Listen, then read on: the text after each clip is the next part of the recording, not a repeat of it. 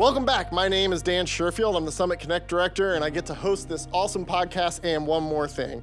As I mentioned last week, in this podcast series, it complements our current sermon series at work, which you can view online, or you can join us on a Sunday.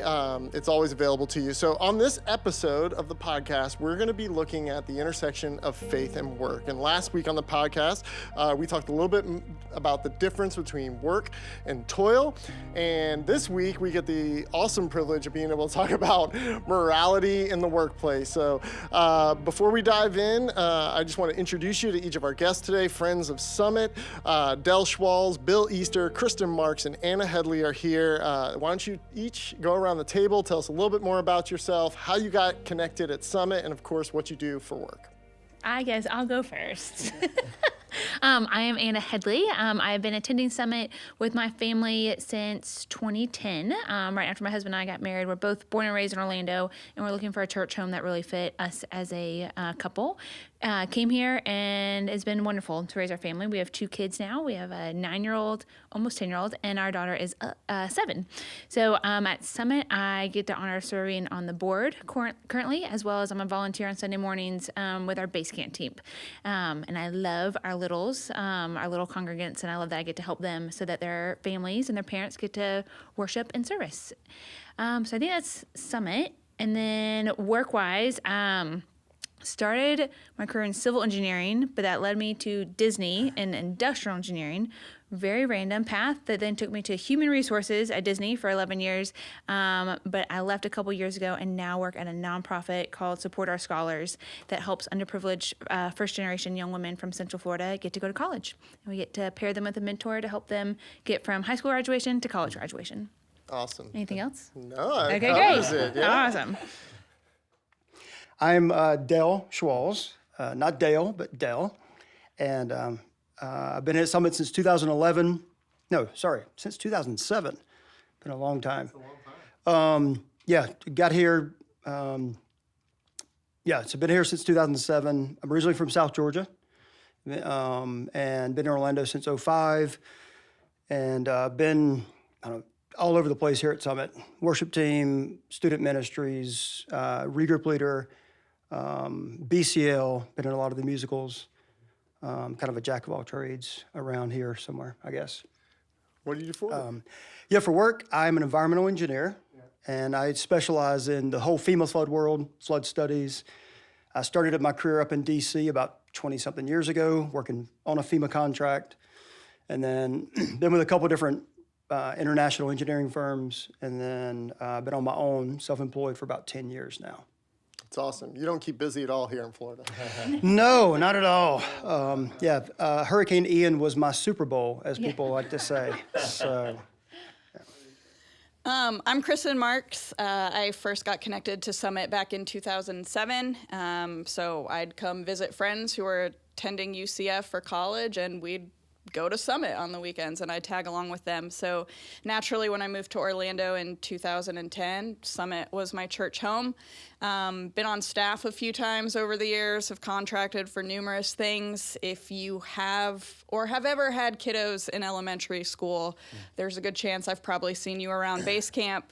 For work now, I'm the founder and executive director of a nonprofit called OTEM Collective, and we work to strengthen families and communities to care for vulnerable children in East Africa. My career's mainly been focused in the church and Christian nonprofit space, so I've worked at 3 churches, multiple Christian nonprofits, so that's really in my wheelhouse. Bill Easter, been at Summit Lake Mary 2020. I have 2 grandchildren, Cassidy and Keely, and that's what brought me to Summit Lake Mary. My daughter Becky and son-in-law Ryan go there, so it's really a blessing to worship and see the kids, and it's really a blessing, and enjoy very much that congregation, the Summit congregation. So I've been working a while, for a long time. I think we we left. So I worked with a very big company. My background is I have chemistry, geology, engineering science degrees. Left Bell Labs in 2020 and started a company, and it was really difficult for my wife because she's like, well, we have all these benefits, we have all these things, and those kind of go away when you do the entrepreneur thing. And I was a minority partner, and that was kind of tough. And so I think, it's like a wilderness experience. And in 2012, in a sense, God set us free. We were sort of stuck in a situation, and God provided an opportunity, and we were able to buy out our partners and start over. And then the topic that you talked about, morality, the question is, I think as an owner, you have more responsibility. What will the atmosphere look like? I've been in jobs where you show up and your stomach's doing a flip-flop before you walk into the room. Yeah. And I don't want that to be the place, that I'm working at or have the responsibility. So culturally, I think owners have a responsibility. So our current job is we're creating a lot of different materials that go into batteries and building materials and all that. But it's a challenge, to keep your values. The pressure of cash flow is, cash flow makes cowards of us all, and and how are we gonna handle it, and how are we gonna treat people during those times. That's great. Well, thanks. Just to be clear, I want to make sure I got this right. So we're working across the world to make sure that we get people in families. We're stopping floods. We are taking things from the environment and turning them into things for the good and creating our own. And you used words, honestly, I'm just not even intelligent enough to keep along. So I'm going to make sure that we kind of put that out there, right? And then over here, we're making sure that we send people to college, but that's on top of having a degree and working let's just say it, the largest employer, right, in Central Florida, or at least one of them. And so we got a lot of experience at the table. So when this topic came, right, when you drew the when you chose to pick on morality in the workplace, right, like what was the first thing that kind of jumped out of you? What did you think about? What I don't know, how did it make you feel, or what does that topic like instantly bring to front of mind for you? This was not the topic I picked. Yeah. I ranked it last on the list. So they picked you. Yeah. But I don't know. I think it's an interesting dynamic with God saying, no, I'm going to step you into here. Just through the years of working for big engineering firms and, the mega machine where everybody's a cog, to working for small municipalities. Most of my clients are cities and counties, and then being on boards with professional associations. So the whole gambit of all these different scenarios where it's easy to watch people get crushed by dollars matter over people. And it's easy to watch the wrong decisions get made for the bottom line.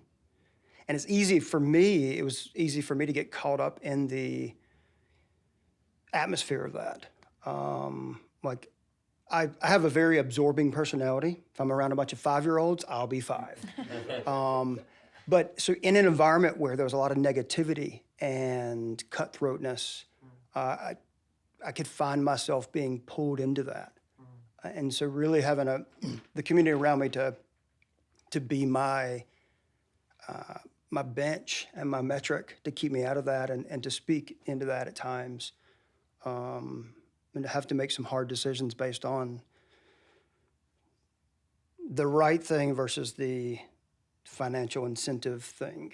Yeah, often we're in those positions, right? So, Well, thanks. I can't wait to dig into that more as we continue to conversate. And also, I hope we all caught it, right? Whatever we get from Dale, it's our fault because he's just absorbed us and then brought it back. So that's how that goes. But all right, Anna, how about you? Morality, Yeah. what kind of jumped out at you? What was the first thought, word that came to mind? Whatever. Yeah, I was like, okay, well, this is going to be interesting. I think really because of the two organizations I've worked for. I feel, as you mentioned, Disney, one of the biggest employers, Fortune 500 company, very different environment than the small local nonprofit that I work for now. So I feel like, well, at first I was like, well, I hope I can bring something to this. I thought back that those two experiences, I think, serve such a big, just a difference in how I viewed morality in the workplace and the environment that I got to work in, that I saw that difference, that I was like, okay, maybe I do have something I could say about this. So just because it is such a contrast, very much similar to what you said, Del, like that big corporation feeling, it's very different. And there is a lot of decisions that are made not based on people, but based on money. And so then I saw it firsthand for 11 years of how that worked, that then moving to a nonprofit that, while not faith-based, I feel like it's just, it's much more focused on a mission, which I think then leads to just a different environment. And so, hopefully I can bring from that for the discussion. I'm sure you will. Yeah. Yeah, I love that contrast between For big sure. and small. Yes. That's really going to be helpful. Yeah. What about you, Kristen? What popped to mind? First, very similar reactions to Anna and Del, like, what? Really? This, what do I have to say about this? Because, like I said, my career has pretty much been focused in ministry and Christian workspaces. Not that those are perfect, because there are lots of flaws and challenges in them, but it's not as big of I've never been in situations where it's can we fudge these numbers to get ahead, that kind of thing. Oh, I don't know. I'm around a lot of church people. They like to us look at their base numbers, camp, not financially, just to be very yeah, clear, not Summit. But you go to one church conference, people are like, about 3,000 to 4,000 a weekend. Yeah, we baptized this many people, right? Yeah. Just a joke, but yeah. Yeah, so part of it was what the heck am I going to say? The other side of it was, well, this is something that I think about all of the time as the leader of a nonprofit.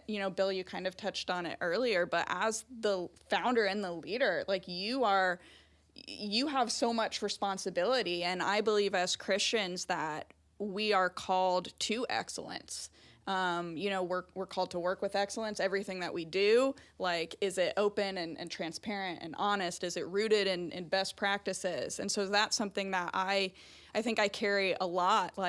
As I'm leading an organization, how do I do that with integrity? How do I lean into that? Because, one, as a nonprofit, we're accountable to a lot of different people. You're accountable to the government, as a 501c3, the regulations. You're accountable to your supporters and donors and partners, but ultimately we're accountable to God, because the mission of caring for vulnerable children and families is center to the heart of God. And so if it's something that's so close to the heart of God, then there's this weight of responsibility. I need to make sure that I'm doing it well and that I'm doing it to the best of my ability, because ultimately I'm going to be held accountable to God.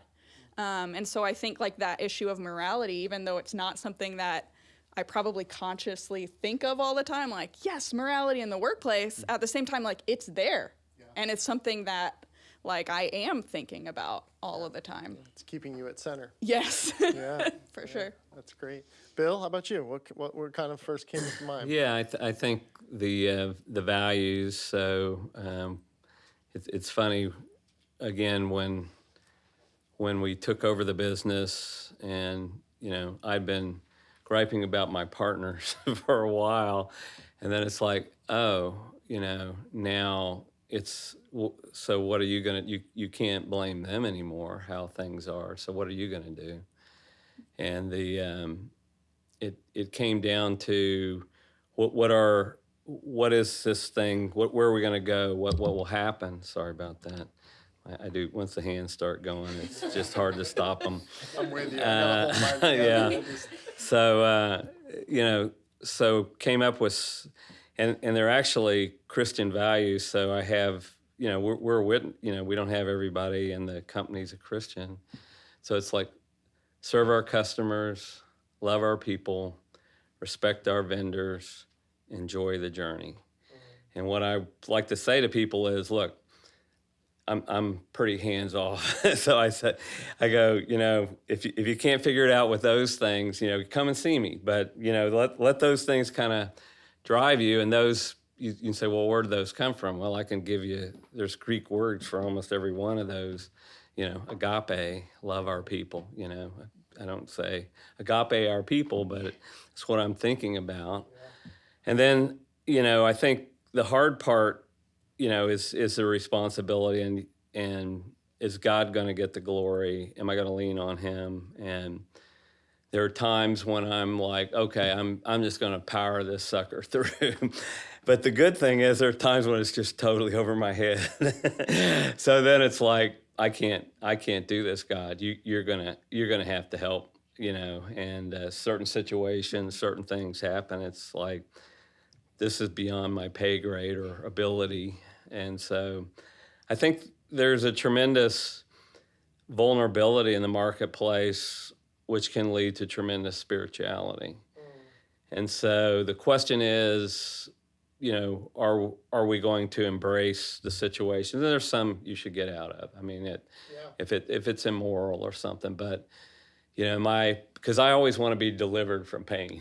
So, hey, is there some way out of this? Did you pick the wrong person to do this? Right? Surely you did, or the situations and circumstances. And I think that's where we can grab God's hand and say, I can't do this. And so anything good that happens out of this, and that's happened over time, even financially, because you get to certain points and you're like, man, I don't know what we're going to do here, right? I said cash flow makes cowards of us all. That's it. Yeah. So I mean, like we hear, integrity, the battle that money plays in our decision making, the difference of being in a large environment and a small environment, both create pressures that are kind of different from each other. And I know from my time, I worked for a local entrepreneur for 18 years, and you're constantly having to think through. And I love, let's look at the definition of morality, right? It's the categorization of the intentions, decisions, and actions into those that are proper, right? And those that are improper or wrong, right? And because, ethics, people, when they talk about ethics, like, oh yeah, that's unethical, right? Like, I wouldn't do that. But morality really gets into have we wronged somebody in even trying to do the right thing sometimes? And I think in business, when you're trying to get bonuses, you're trying to win business, right? Like, oh, I could just lowball bid it, and then we can come talk back it later and work it out in order to get, the numbers to the right place. Well, oh man, that wasn't really moral, right? Like, other people came with their honest and best offer in that bid process, right? And so, it's such a fun topic, but it has so many different angles. So when you all think about this idea of self-promotion and advancing our careers, is that something God wants for us? And should we be content and humble where we are, right? Because I think that's where we get into the battles of morality sometimes, is this idea we're trying to keep up, or we want to advance, we want to grow, we want to get bigger. Is this something that we shouldn't be doing, right? Is that moral, or where do you all stand on that?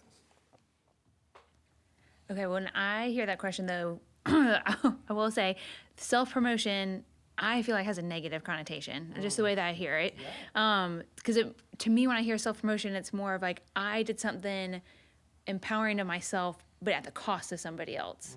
So I almost separate that.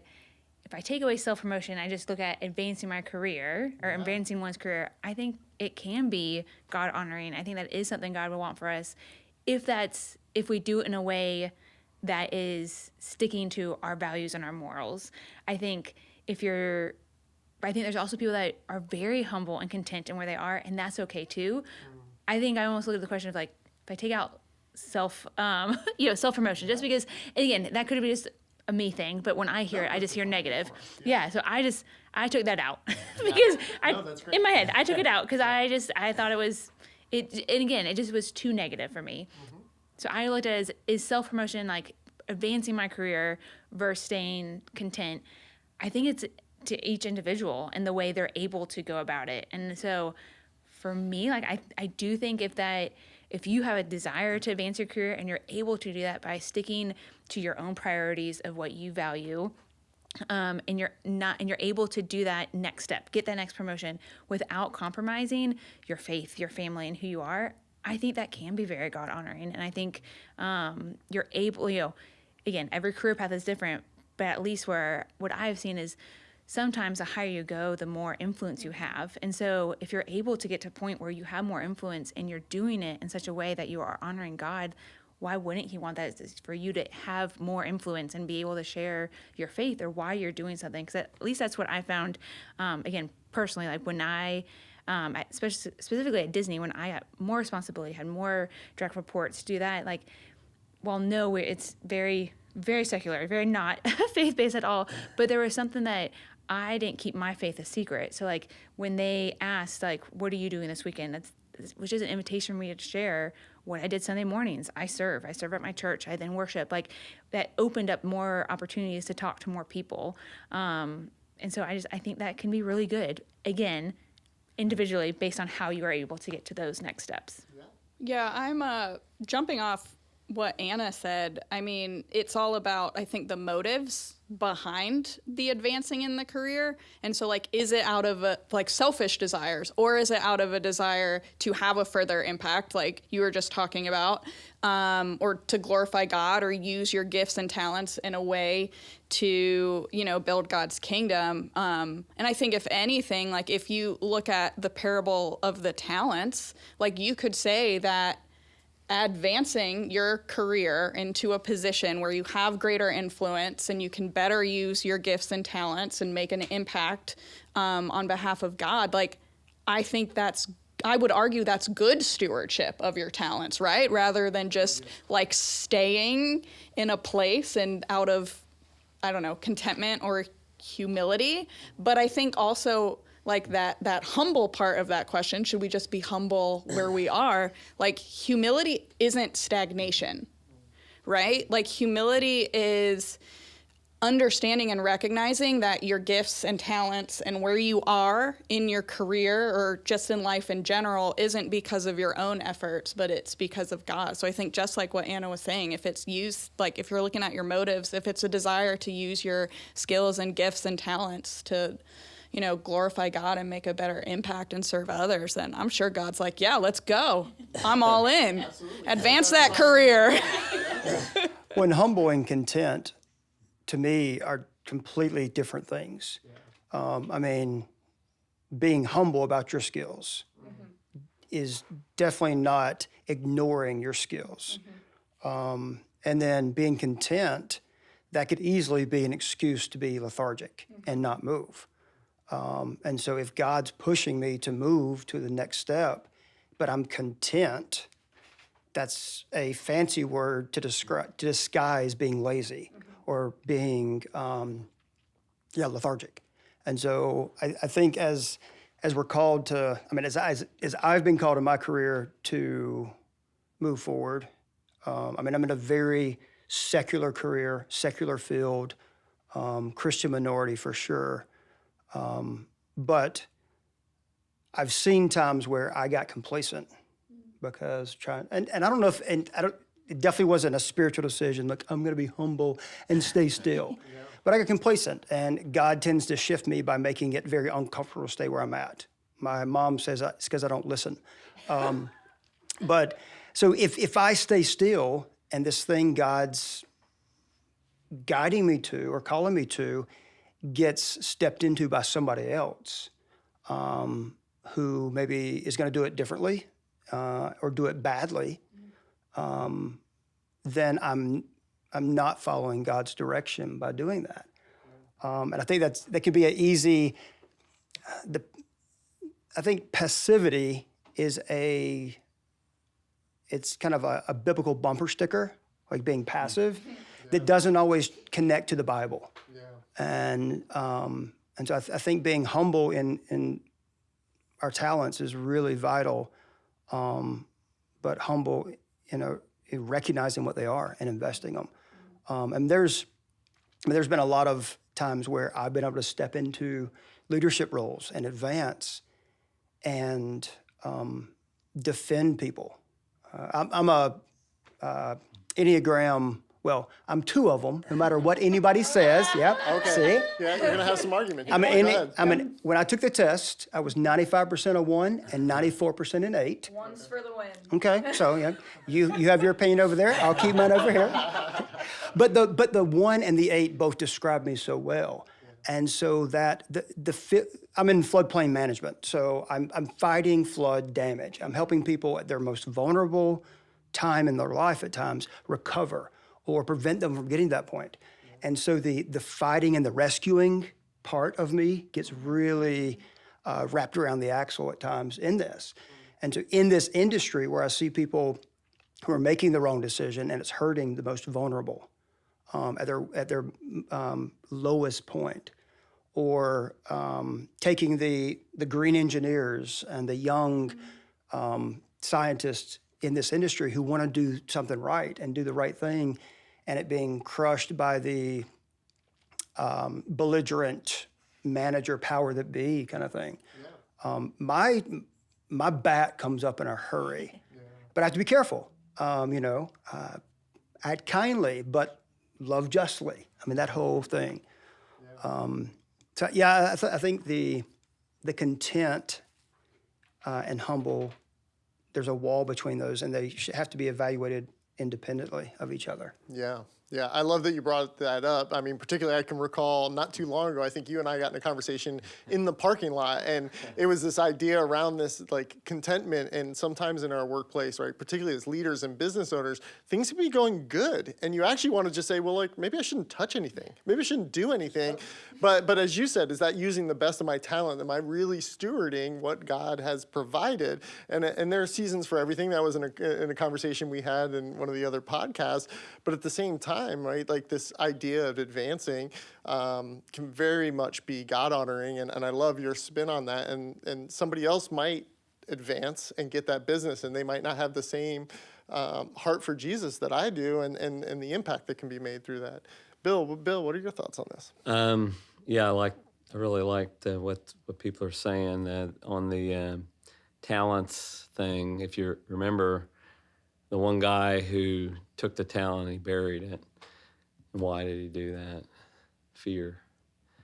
And so, again, you look at Joshua, you look at all these things, it's like they had tremendous obstacles. And God says, be strong and courageous. Be strong and courageous. And so sometimes you can have opportunities that God gave you. I mean, these things, it's like you can't make it happen on your own, and there it is. And so am I going to be fearful? I mean, there have been times when I have been, and there have been times where, well, look what Joshua did. Look what these guys did, and some of it is, I go back and I go, do you realize how old Moses was? You got to retire. Do you? He was 80 years old. How old was Abraham? And how did his 401k look when he moved from Haran to whatever? How and who called him? And you're like, but that's not what they tell me. So I shouldn't. Why am I doing that? You'd be better off you had my wife here. She would have done. I mean, she's a great balance to me, but the fear, what I fight is fear. And so I don't think I'm lazy, but I'm fearful. I can be very fearful. And so it's like, am I taking that step?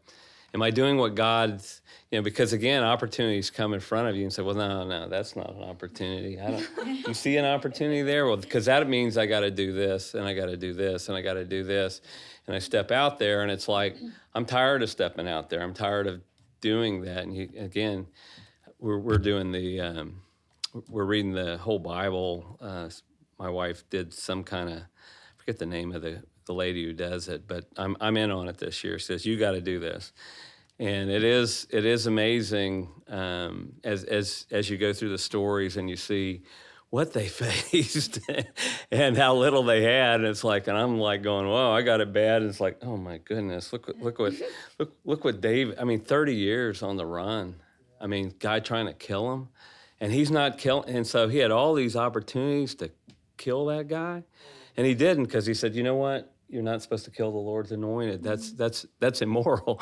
And I'm like, oh my goodness. So I don't know. I mean, like I said, fear is my problem, you know.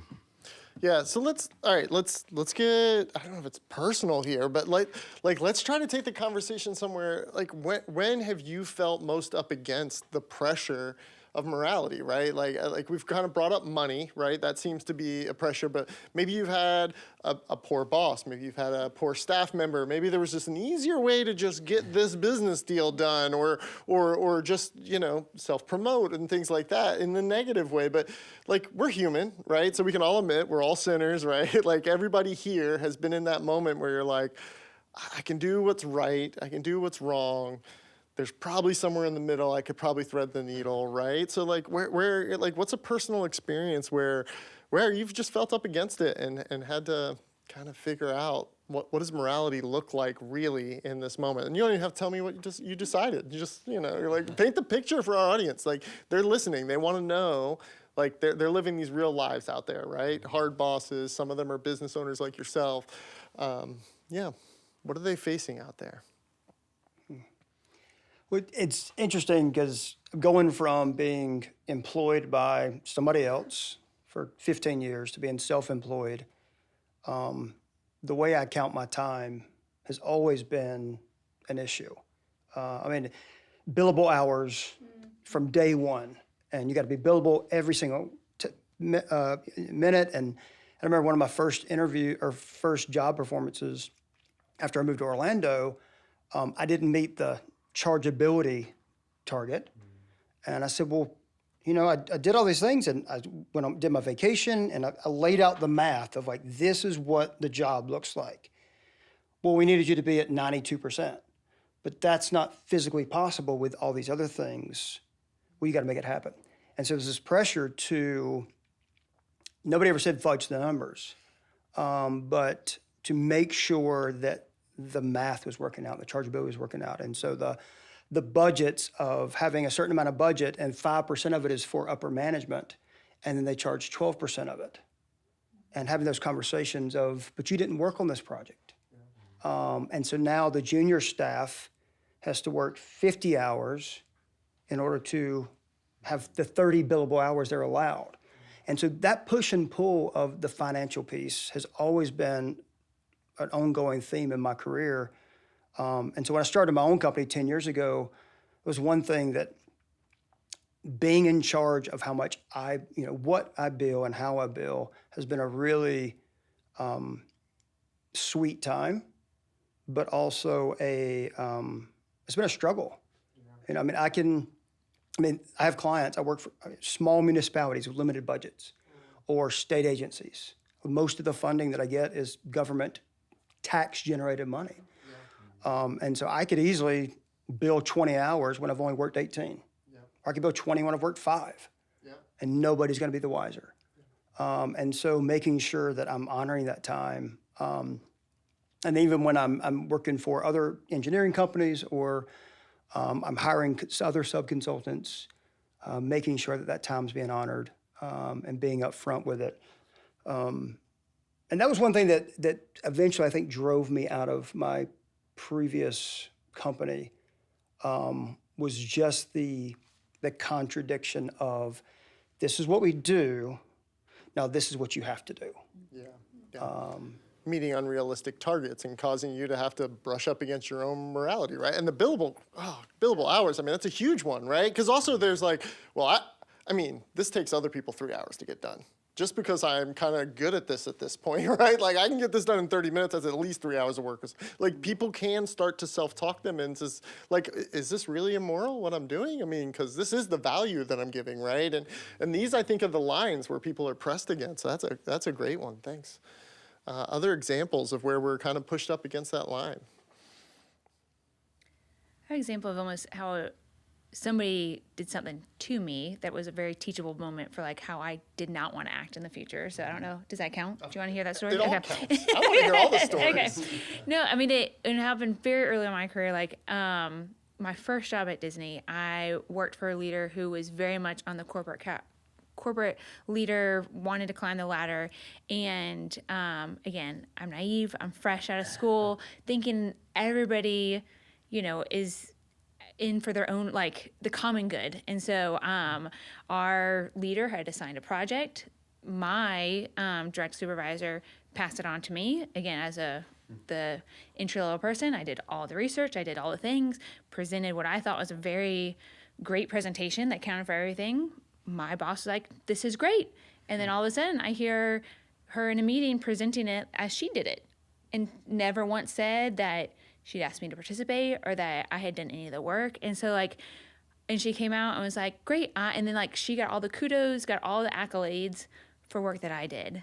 And so it was very eye-opening to me, because that was something, again, she had no qualms with, right? It was it's so kind of the way easy. it works, Correct. to be honest. I mean, there's a lot of leaders that would say yes, your work product's my work product. Correct. And we win together, but ultimately they're advancing. And, Yes. are they going to bring you along? It was that's the so question, eye-opening. Right? Very Yeah. naive, very, I was like, oh, okay, this is different. This is not and I just, it has stuck with me. I vividly remember that conversation because, again, naive, I went into it afterwards, I'm like, hey, you didn't mention my name at all. And she looked at me, she goes, well, why would I? I was like, because I did the work. And she's like, yeah, you work for me. And I was like, oh, okay, that's how this is. I was like, and again, I tell my kids we never say the word always or never because, nothing's ever always or never.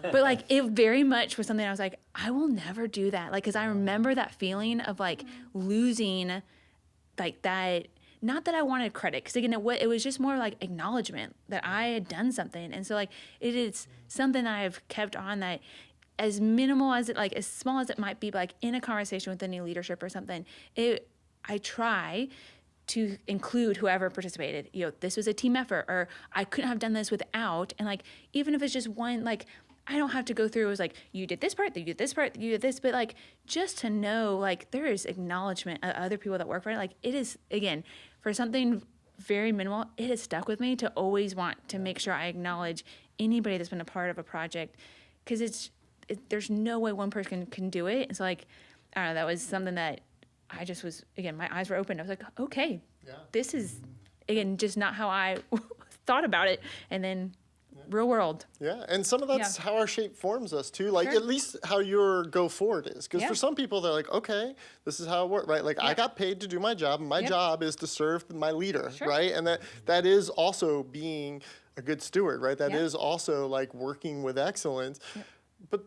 But is it right? Yeah. That's the conversation That's morality. it. And you're like, well, I mean, no, it wasn't wrong, but it wasn't right, right? Correct. She did and this nothing is that wrong. cross-section. And there was no consequences for her, because again, it wasn't wrong. Yep. It just was something that I didn't love.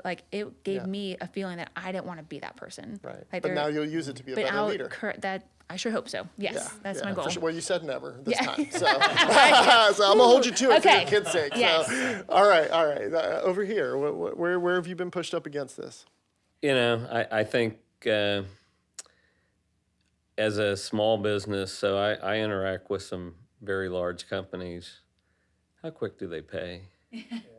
So, I mean, some of the richest companies on earth can be net 120.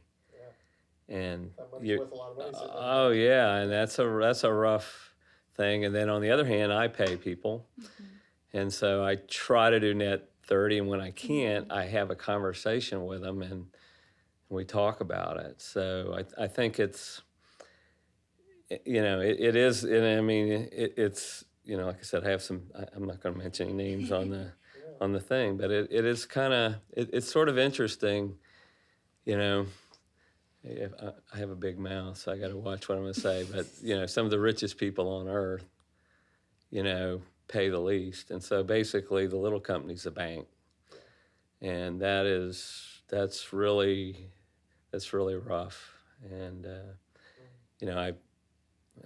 I think that's about all I should say. And for our listeners who are a little less attuned to this language, right? Like net 30 isn't the time in which I'm going to be paid, or some people are saying like, hey, I'm going to pay you in 120 days, and then sometimes they're still running late, right? And you know, again, if it was the agreement, then they're within their right. True. But at the same time, they can use their size when they're getting your business in order to hold you to terms that are not. Again, this is like, but what's the best thing to do, right? As Christians, we would hope, right, if we're leading a company, leading an organization, is this the right thing to do? Leviticus, it says, if you sell land to any of your own people or buy land for them, do not take advantage of each other, right? It kind of fits in that category there where you might not be doing wrong, but are you doing right? And that's, it's hard. So Del, you talking actually sparked this with those billable hours, but You're absorbing Dell. I know I am. Danger. But you know, with a nonprofit, traditionally your target is like 90% program expenses, like 10% admin. That's what people like to see. But I mean, we're a small organization. We're, you know, not even 4 years yet. So I could, you know, on our annual report, this is where I could actually fudge those numbers and be like, yeah, maybe we are like 85% program and like code this towards that and this towards that. But, you know, I have to think and be like, no, you know, going back to being honest and open, like, no, we're actually a bit like right here, because this is where we're at right now. Our hope is to get up to 90%, but I need to be honest and reflect, like, you know, where the money is actually going. But this also, my original thought with this was, because my work has mostly been international in like the international development field. And so you are operating in countries, and so you have to follow their laws and their regulations. And so I was working for one organization, and our model of programs for the particular group of people we were working for wasn't in line with what governments around the world were saying is best practice. It wasn't in line with what evidence and research was saying. And so, you know, I was trying to push back, like, hey, maybe we should like move in this direction since this is what people are saying. For me, I ultimately, like, I left that job, and there were numerous reasons why, but that was honestly one of them, because I felt like, you know, the Bible is really clear. We should respect authority. And even if I might not agree, like, I need to respect the laws of the land and the regulations. And so I struggled with, like, can I continue to work for an organization that, even in like the global south, like sometimes it can be really, really challenging to fully enforce regulations and laws, but like I did not feel comfortable continuing to work for an organization and continue to push a model that the government was saying, no, we don't want to do this anymore. Yeah. Thanks so much for that. What a great example. But it's true, because also, like, at the end of the day, the work that's trying to be done is good, and it's God honoring, right? And so here something comes in to interrupt that, and now we need to kind of shift. We need to change plans. We need to figure out something new. And so it can be easy to say, but like, oh, but if I'm doing this for the glory of God, maybe we can get close to this line. And the reality is, like, no, there's probably a long way, right? Like, there is a way to get to the government in order for them to see how that's impacting certain organizations in order to move it. But that's now, it's a long timeline, and things are lost in that time. So that's really difficult. All right. So as we begin to kind of like land the plane here a little bit, I want to know, where is your faith, right, guiding you on this topic, right? Like, where is it that you're kind of leaning on your faith? I mean, I've heard it kind of come out of your answers already, right? Like, yeah, I know that although this wasn't wrong, I know that this is how I believe, this is what my God would want me to do, right? And I remember listening to a podcast actually a long time ago, and someone was like, you know, if you ever want to know what a good leader will do, just ask yourself, what would a good leader do in this situation, right? Like, it's this idea, like, we kind of know, right? We have a moral being inside, right? We have Christ in us, right? Like, we've got the Spirit, the Holy Spirit that is going to kind of align us, right? So how does that play out for you? How does your faith now enter your work, and particularly this topic? What would you leave with our listeners with? A learning? Saw Kristen's mind like, oh, I have Yeah. That was Dale's way of buying a few more seconds. Come on, Kristen. I don't know. One thing that has just been coming up ever since Anna was talking is giving a voice to the voiceless. And that's been kind of a big part of my self-employed job. I mean, I've had that ability, but I don't think the phrasing really landed until just this. I mean, like when somebody's doing the work and they're not getting recognized. I mean, there's so much biblical truth about giving a voice to the voiceless in every different way. And I mean, in a lot of what I've done, I was an expert witness for a lawsuit, and the entire thing was the mega corporation, the big boss, ignored their staff who told them to do certain things. They did it the way they wanted to, and wound up flooding out 300 people in a county. And if you can imagine 300 homes in the middle of Osceola rural county being flooded, that's a lot of area underwater, all because somebody didn't listen to their staff. And there was nobody to give a voice to the voiceless. And people died because of it. And then little things like, I've been on board of directors in my professional associations, and watching powers that be in the leadership plow over volunteers. You know, somebody who's getting paid to be in their position has a volunteer supporting them, and then not allowing that voice to be heard. And in so much of what I do, I'm talking to the mayor, and he's not listening to his planning director. Or I'm talking to the building official, and they're ignoring their admin staff. And so one of the things that came to mind was years ago, I was in a meeting, probably 15 years ago, in a room, and there was a coworker I did not like at all. My least favorite person in the world sitting across from me. And we're having this meeting, we're talking back and forth, and we paused, and I asked her what her thoughts were on this topic. And I was doing it maliciously. I was poking her. She had annoyed me that day. I was not in the right mindset. But I asked her, what do you think about this? And she actually voiced her opinion and thoughts, and it was a really good perspective. And my boss pulled me aside later and said, thank you so much for pointing her out and giving her a voice. And I crumbled, because that was not my intention at all. I was ready to roast the annoying girl at the work.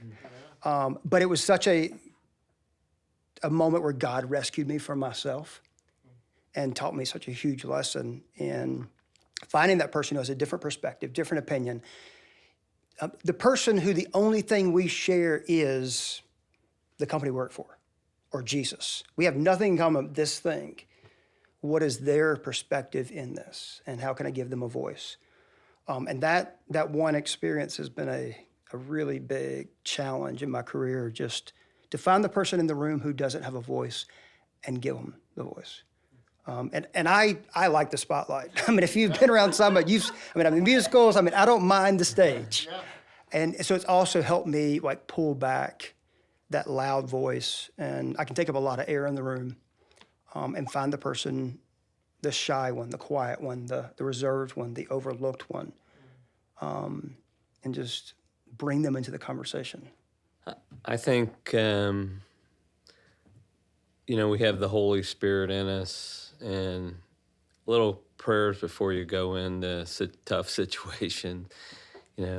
It's and remember that God is with us, God is within us, and whose power am I going to rely on?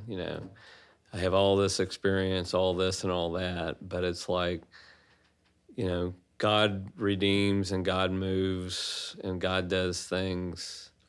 I find God surprising. So I need to give God enough room to be surprising, because if I've already figured this all out and I've already set it in motion and I got everything planned out, there's not much room for God to move. So I need to make some space for him, and I think prayer is the way to do that. Yeah, I think through both of them, I feel like very different careers, with Disney and then now with a nonprofit. Even though they've been very different, my coworkers have been very different. The one thing in common is that they're not faith-based organizations. And so you're not, whereas Disney is like, do not talk about your faith. Like, that is a very clear rule because they didn't want to open up any controversies or anything. Like, there's still this feeling that I am who I am and I am a child of God and I'm not going to be any different. Because I think that was something that, again, I learned very early on is like, at a big corporation, like I was even told my first coaching, like you can be somebody else at home, but you have to be somebody else at work. And that like did not sit well with me because I wanted to be one person. I am one person. And I wanted to bring who I was at home, which is what they said, like to work. And so I almost like took that feedback and was like, I disagree with it and that's okay. And I can be one person. So like I can come to work and be who I am. And so I feel like with doing that though, and by saying I am a believer and I am a Christian, like it also holds me at a higher standard. And so when everybody around me may not have that same standard, that doesn't discount who I am. And so I need to live to that because I want to be an example. So when they see something, they will ask me. I want to invite those questions to say, well, how do you do this? Or how did you get through this? Or weren't you nervous? Or like, and then I had that opportunity. And so I feel like that's just something I try to always remember because you never know what action somebody's going to see. And then they're going to put a filter to it. Like, oh, well, Anna's a Christian and she did this. When that happens, I want it to be a positive reminder. Like, she's a Christian and she did this, as opposed to like, oh, there goes. And like, I never want to be that stereotype. Right. And so I just, them to go like, you're a Christian? Correct. Yes. Oh, okay. Right. I guess I could be a Christian. Yes. Yeah. So like just having that to know that I am living example in a world where like, and again, like that they don't ever, like, nobody can feel like I'm either judging them because of my faith, but I'm there to accept them and, like, have a conversation. And so I think that's just how I, view being a Christian in a workplace that's not surrounded by believers. That's awesome. Yeah. Great advice. Thanks, Chris. So, like Anna was saying, like we're image bearers of Christ. And so we kind of touched on this earlier, but making sure that the work we do is done with excellence.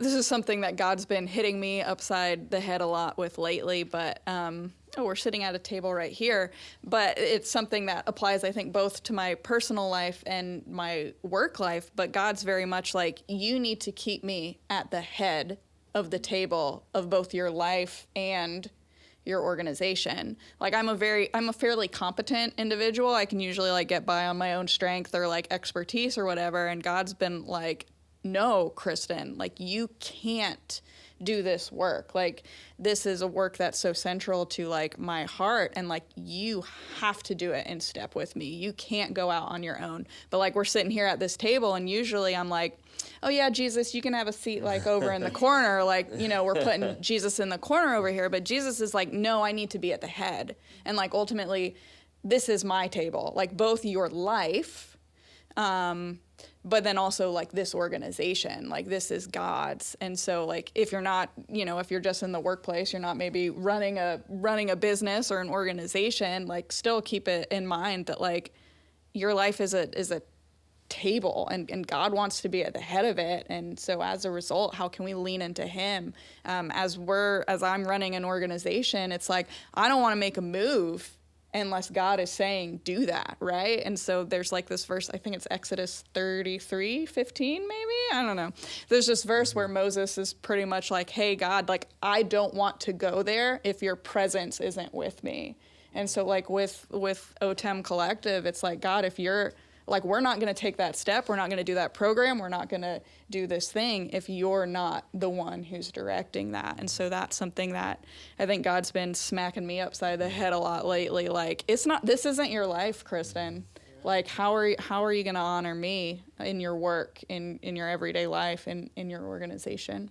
Wow, that's some great advice. Lots of great advice. And yeah, I have a friend, Mark, who owns his own IT support company. He says the same thing. He says, I'm not the CEO. He won't give himself that title. God's the CEO.